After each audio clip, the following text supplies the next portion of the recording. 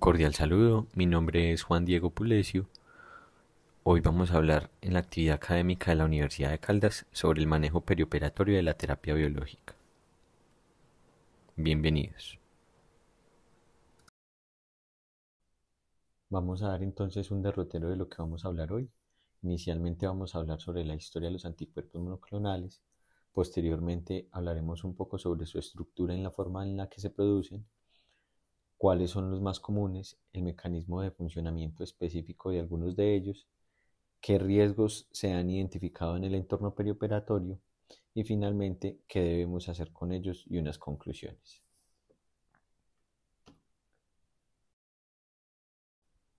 Para empezar entonces debemos hablar pues de estos dos doctores, el doctor Gerald Edelman y el doctor Rodney Porter. Eh, Edelman, un biólogo estadounidense radicado en Nueva York, y Rodney Porter, pues un inglés. Estos dos personajes fueron muy importantes porque describieron la estructura general de los anticuerpos monoclonales y permitieron que se pudiera investigar sobre ellos. Se ganaron el premio Nobel en 1972 y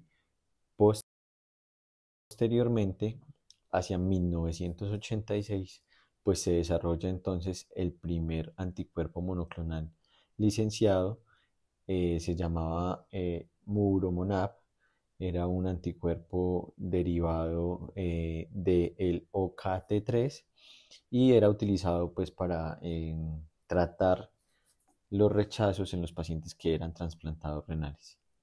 Sin embargo, pues ya veremos que más adelante entró en desuso porque se asociaron con él varias reacciones anafilácticas posterior a la exposición repetida a este anticuerpo.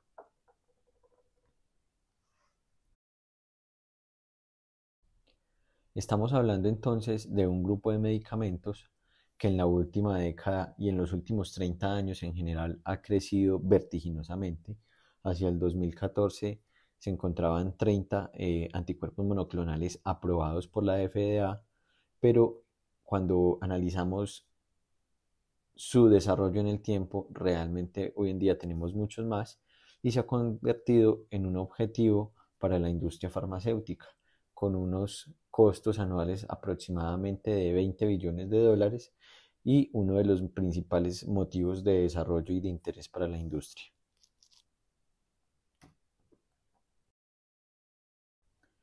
En cuanto a las aplicaciones más comunes, pues vamos a ver que tenemos diferentes tipos de enfermedades, dentro de ellas las principales el cáncer, las enfermedades inflamatorias crónicas, autoinmunes, los pacientes que han sido trasplantados, los pacientes con enfermedades infecciosas, aunque los anticuerpos monoclonales no han sido tan fuertes en este tipo de escenario, y las enfermedades cardiovasculares se proponen entonces como los principales escenarios en los que los anticuerpos monoclonales hoy están centrando su desarrollo y sobre los que vamos a hablar un poco.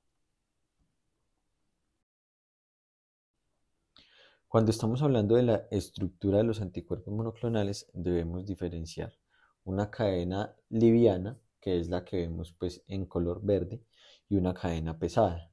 Estas cadenas van a tener ambas una región variable, que es la más distal, y que va a permitir el reconocimiento y los cambios conformacionales al reconocer epítopes o antígenos como tal. Esto se llama pues la porción variable. También tenemos la porción FC o la porción constante que se ha utilizado, aunque no es como tal anticuerpo monoclonal, para el desarrollo de algunas moléculas dirigidas específicamente a algunos targets u objetivos dentro del cuerpo humano y son terapias que se están utilizando hoy en día ya en nuestros pacientes. Cuando estamos hablando de los anticuerpos monoclonales, debemos recordar que son preparaciones homogéneas de anticuerpos idénticos o fragmentos de ellos. Cada molécula de los anticuerpos debe tener las mismas características y siempre se va a unir al mismo tipo de antígeno. Los anticuerpos policlonales, que son otro tipo de fármacos, pues pueden reconocer diferentes antígenos y también tenemos algunos en nuestra terapéutica.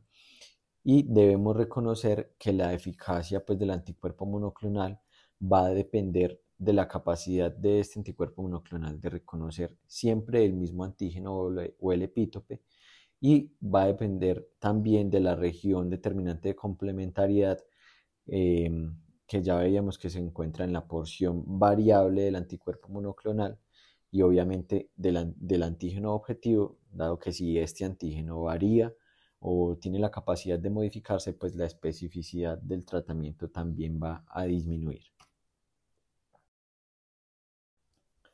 En cuanto a los métodos de producción, estos son los tres principales.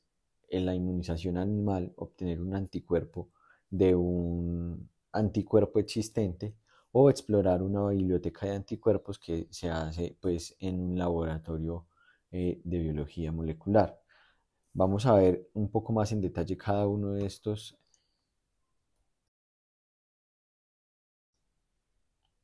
tipos de técnicas para la producción de los anticuerpos.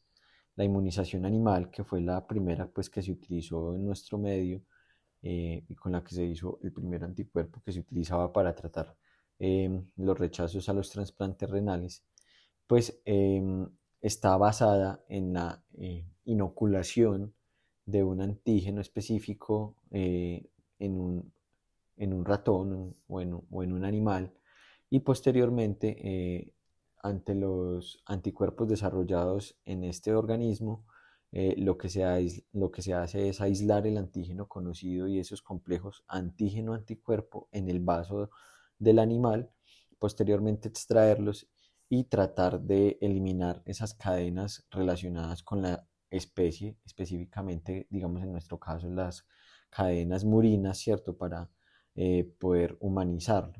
También se han utilizado ratones humanizados a los que se les han quitado parte de sus cadenas propias de la especie para poder aplicar finalmente este tipo de anticuerpos en humanos.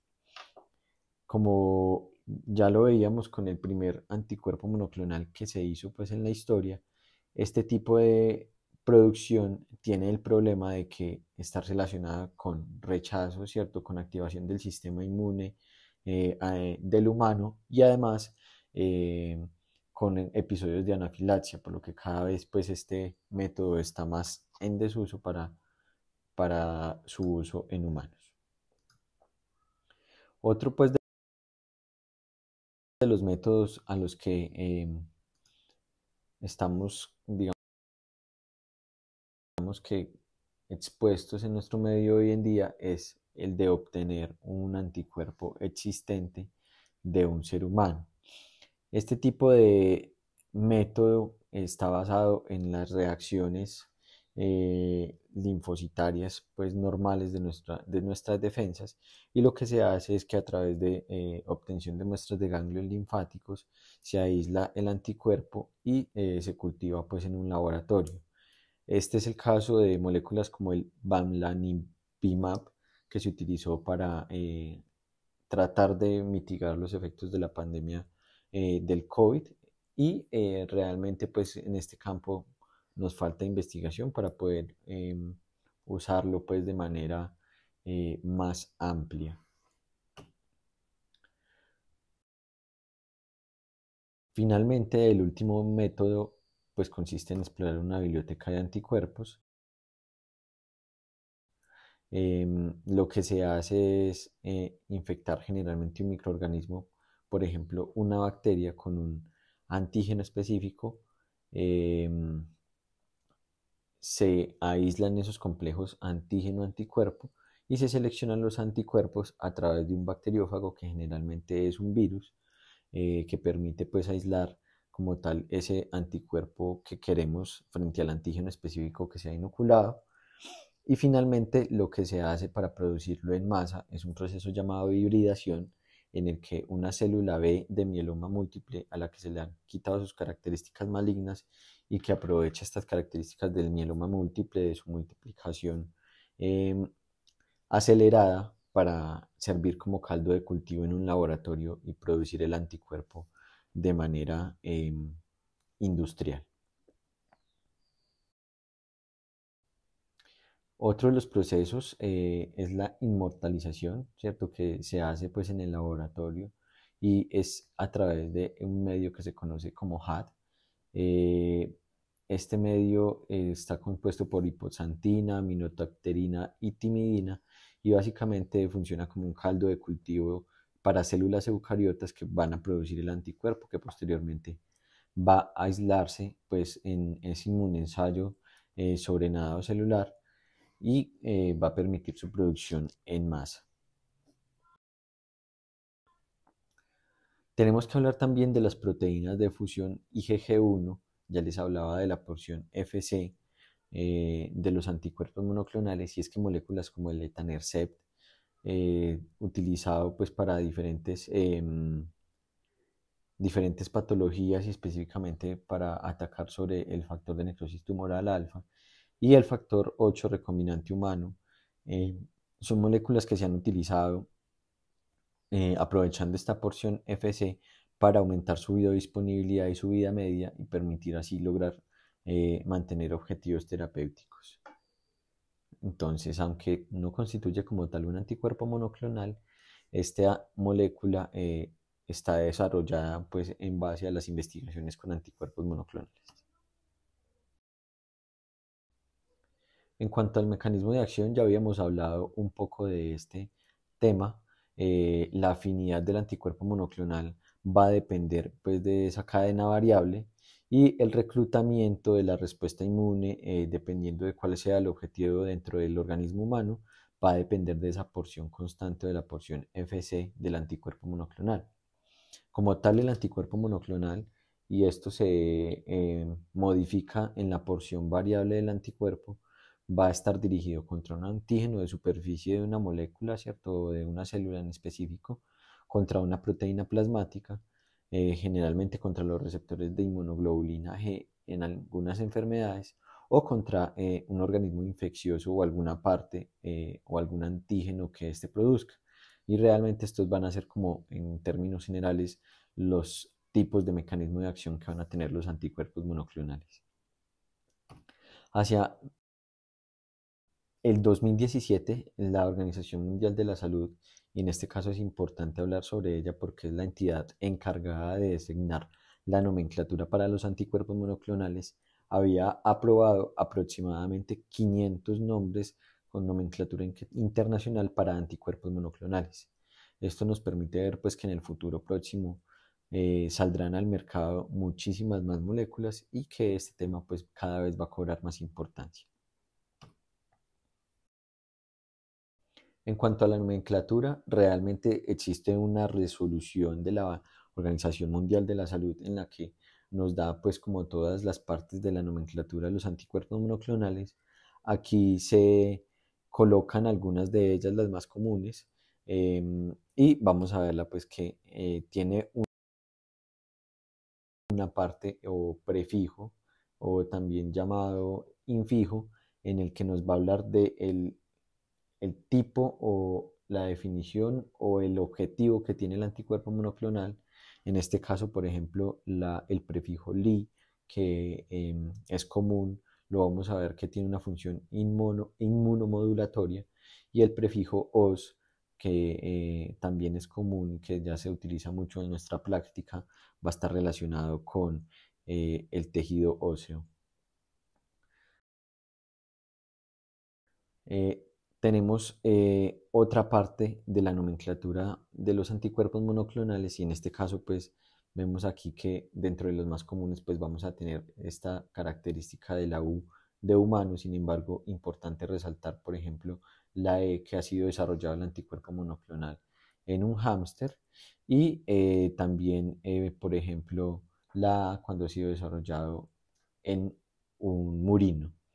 Tenemos también que a partir del 2022 la OMS saca una nueva resolución en la que cambia nuevamente la nomenclatura, y a partir de este año todos los anticuerpos monoclonales que se registren van a tener en cuenta también si se trata de una inmunoglobulina no modificada o si ha sido modificada con ingeniería molecular, y si es bioespecífica o bivariable y sobre qué región va a actuar específicamente pues esta molécula. Entonces vemos que la nomenclatura es cambiante y que en nuestro medio pues debemos de apoyarnos para poder discernir a partir de esto el mecanismo de acción.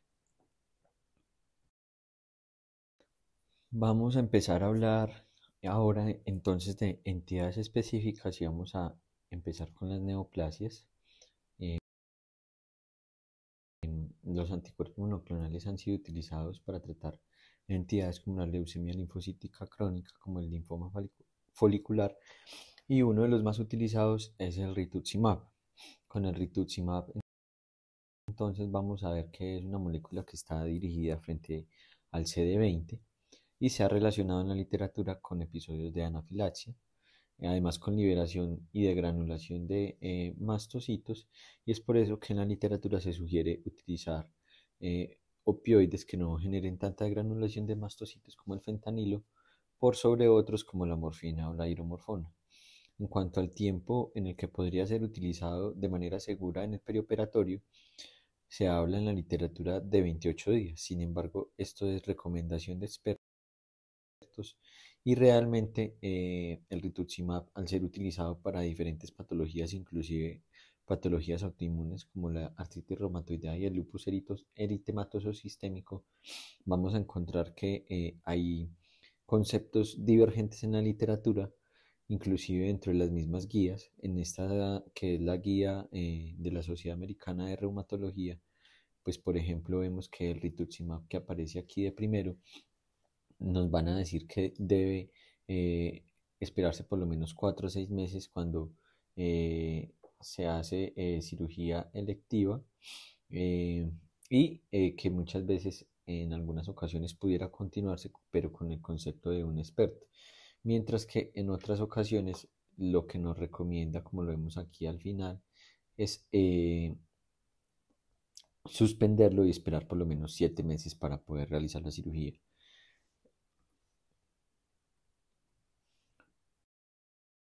Cuando estamos hablando de otro tipo de entidades como los tumores sólidos, pues realmente los anticuerpos monoclonales ahora se utilizan para el tratamiento del cáncer de mama con el receptor HER2 positivo, y es el caso del trastuzumab y del pertuzumab, y también se han utilizado para el cáncer de pulmón de células pequeñas en el caso del bevacizumab y el ramucirumab. Estas moléculas en asociación se han relacionado con aumento de las complicaciones pulmonares posoperatorias.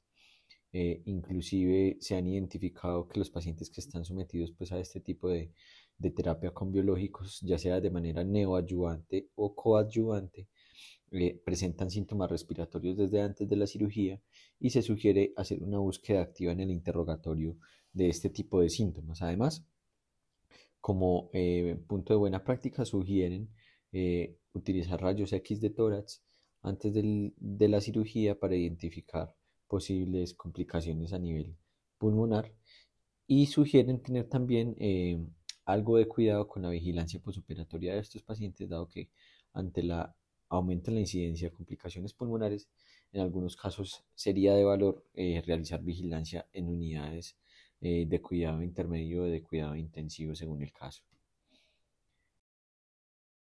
Continuando con otro tipo de entidad, en este caso vamos a hablar de los trastornos inmunitarios. Dentro de ellos, la artritis reumatoidea, el lupus eritematoso sistémico, la espondilitis anquilosante están dentro de este grupo en el que muchas veces se utiliza tocilizumab, sarilumab. Ya habíamos visto que el rituximab también se utiliza. Y para la púrpura trombocitopénica idiopática también está dentro del algoritmo terapéutico el rituximab. Vamos a ver aquí entonces la tabla de la Sociedad Americana de Reumatología, en donde nos propone pues diferentes abordajes, sobre todo si el paciente ha tenido un episodio de su enfermedad, una reactivación o no está bien controlada en el último tiempo. Ellos hablan más o menos de unos 6 meses. Realmente lo que se considera con los anticuerpos monoclonales es consultar a un experto, en este caso el reumatólogo tratante, y tratar de continuar estos medicamentos pues en el entorno perioperatorio. Por el contrario, cuando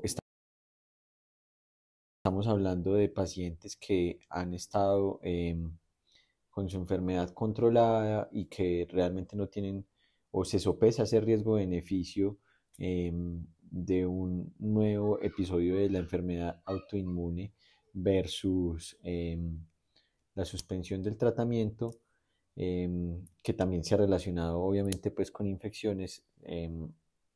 Entonces ellos recomiendan suspenderlo pues de acuerdo al periodo de aplicación. Vemos aquí que varía desde 3 semanas hasta 9 semanas dependiendo de la molécula y debería pues consultarse esta guía para poder tomar una decisión a la cabecera del paciente. Importante también que la terapia antirreumática, en este caso, las recomendaciones que estábamos viendo de esta guía, de acuerdo al sistema de escala GRADE, pues todos son recomendaciones de baja calidad porque son relacionadas con estudios pequeños, estudios observacionales, pero además porque no existen en la literatura, al menos dentro de la búsqueda que se hizo para esta revisión, estudios de calidad alta que permitan dar recomendaciones de alta calidad. Son recomendaciones de expertos y estudios observacionales, como les decía previamente. Este, por ejemplo, es uno de los estudios más importantes para las recomendaciones que da la guía y lo que vamos a ver es que se enfoca pues obviamente en la artroplastia de cadera y de rodilla y por eso en la guía se hace tanto énfasis en este tipo de procedimientos. No incluyó un gran número de pacientes y realmente no se encontraron estadísticas o diferencias más bien estadísticamente significativas en la tasa de infección, que fue el endpoint primario. Sin embargo, pues de este estudio, como es uno de los más grandes que hay en este tipo de terapias, se utilizó para la elaboración de la guía. Aquí vemos también otro tipo de estudios, ¿cierto? En este caso, para cirugía de columna, se investigó la tasa de reoperación y la falla en la fusión espinal eh, posterior a cirugía de columna. Y realmente dentro del año de seguimiento que tuvieron estos pacientes, que fueron pues pocos pacientes, vemos que son menos de 100, no se encontró una tasa una diferencia estadísticamente significativa en cuanto a la tasa de reoperación y como endpoint secundario tampoco se encontró eh, diferencia estadísticamente significativa en cuanto a la tasa de fusión anormal en estos pacientes llevados a cirugías de columna. Continuando con otro grupo de enfermedades, pues con la hipercolesterolemia tenemos específicamente la molécula del evolucumab, que es un inhibidor de la PCSK9. Realmente en este grupo de pacientes y con esta molécula no hay estudios ni siquiera observacionales que nos permitan dar una recomendación.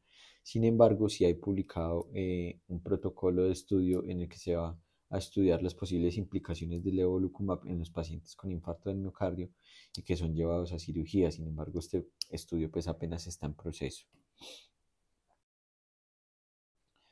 Cuando estamos hablando de asma,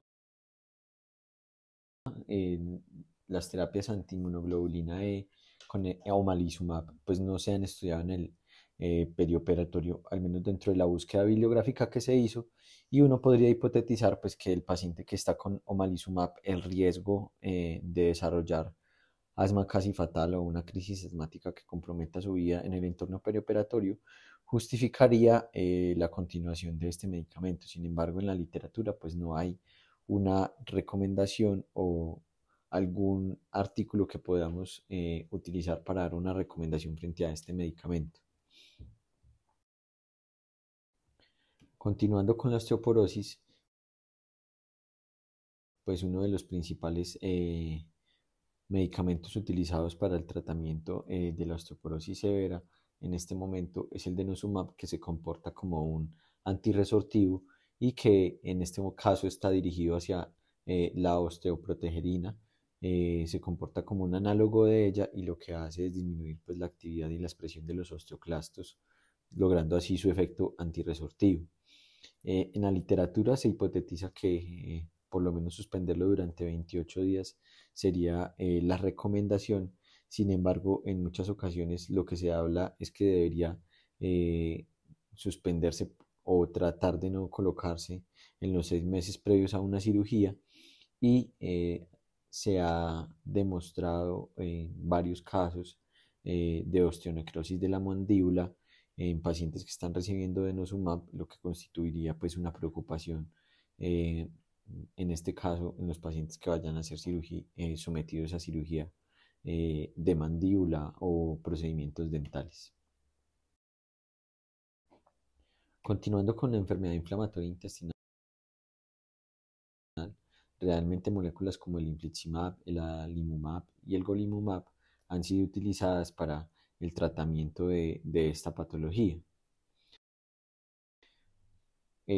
Realmente hay pocos estudios que nos permitan pues dar como una recomendación con respecto a esta molécula.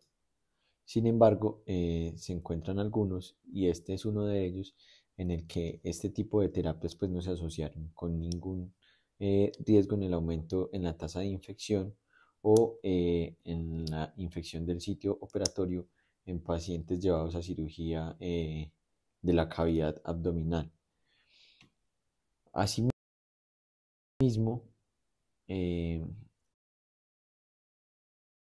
no podemos encontrar en la literatura em, recomendaciones relacionadas con el uso perioperatorio del idarucizumab, molécula pues utilizada para la reversión de la anticoagulación con dabigatran. Y en este caso, en el entorno perioperatorio, pues sería muy importante para nosotros porque el paciente con dabigatran que debe ser llevado a cirugía de manera emergente, pues sería la única herramienta terapéutica que tendríamos. Sin embargo, pues como les digo, en la búsqueda bibliográfica que se hizo realmente no se logró encontrar estudios de esta molécula en el entorno perioperatorio. Cuando estamos hablando de organismos infecciosos,